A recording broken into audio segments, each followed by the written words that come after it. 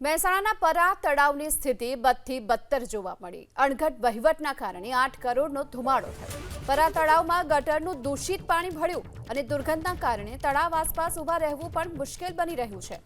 વરસાદી લાઇન મારફતે ગટરનું પાણી તળાવમાં ઠલવાય છે।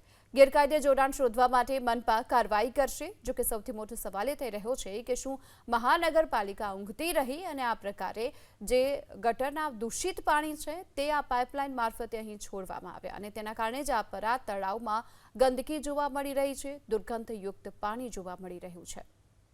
મહેસાણા શહેરના મધ્યમાં આવેલું પરા તળાવ, જેને સ્વામી વિવેકાનંદ લેક તરીકે વિકસાવવામાં આવ્યું છે, જેની પાછળ કરોડો રૂપિયાનો ખર્ચ કરવામાં આવે છે, પરંતુ આ તળાવની આપ દુર્દશા આપ જોઈ શકો છો। જે તળાવને વિકસાવવા પાછળ કરોડો રૂપિયાનો ખર્ચ કરો છો, તે જ તળાવની અંદર ગટરનું પાણી ભરવામાં આવે છે।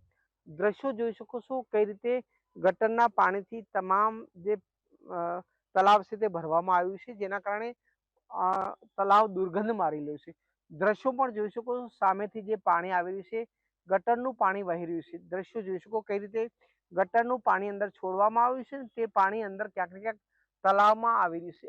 આ જ રીતે ગટરની લાઈનો જ્યારે ખોલી દેવામાં આવે છે ને, તેનું ગંદુ પાણી તળાવની અંદર નાખવામાં આવે છે, જેના કારણે ક્યાંક ને ક્યાંક સ્થાનિકો પરેશાન છે, કારણ કે તળાવ છે દુર્ગંધ મારે છે।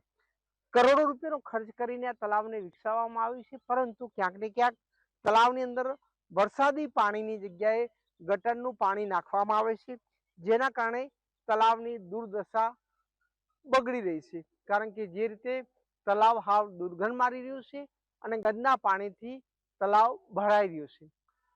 મહાનગરપાલિકાએ તાત્કાલિક જાગવાની જરૂર છે અને આ પાણી બંધ કરવાની જરૂર છે। હારૂન નાગોરી, એબીપી અસ્મિતા, મહેસાણા। ક્યારનું પાણી છોડવામાં આવે છે, ગંદાતું પાણી। આ તો 15 દિવસથી અમે ચાલવા જઈએ સવારે વોકિંગ કરવા। કોર્પોરેશનના કમિશનર, ડેપ્યુટી કમિશનર સાહેબ બહુ સારી કામગીરી કરી રહ્યા છે। અંદરથી વેલ સાફ કરાવી, આ કરાવી, ત્યારે ખબર પડી કે ગટરનું પાણી અંદર જઈ રહ્યું છે, એ દુર્ગંધ બહુ મારે છે। તો આટલા રૂપિયા ખર્ચા તળાવ બનાવવામાં, તો મારું એવું કહેવું છે કે કમિશનર સાહેબને, ડેપ્યુટી કમિશનર સાહેબને આવા કોન્ટ્રાક્ટરોને તાત્કાલિક બ્લેકલિસ્ટ કરી દેવા જોઈએ। અમે પણ સવારે ચાલવા આવીએ છીએ।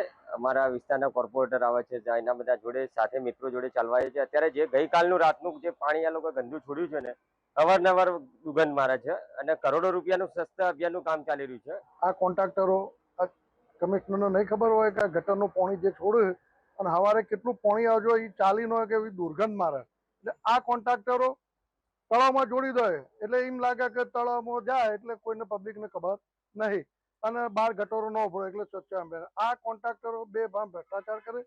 જે લાઈન સ્ટોમ વોટર પાણી છોડવાની છે, એની અંદર કોઈએ ગટરના કનેક્શન નાખી અને આ કામગીરી કરી હોય તેવું જણાય છે। જે જગ્યાએ આ જોડાણ આપેલ છે તે જગ્યાઓના સર્વે ચાલુ છે। સર્વે પૂર્ણ થયા બાદ આ તમામ જગ્યાઓએ કનેક્શન કાપવાની કાર્યવાહી કરવામાં આવશે અને જે પણ શખ્સો અથવા જે પણ આવા કોઈ દુકાન હોય અથવા નાની મોટી કોઈ ઇન્ડસ્ટ્રી હોય તો એને પણ નોટિસ આપી અને દાખલારૂપ એક કાર્યવાહી કરવામાં આવે।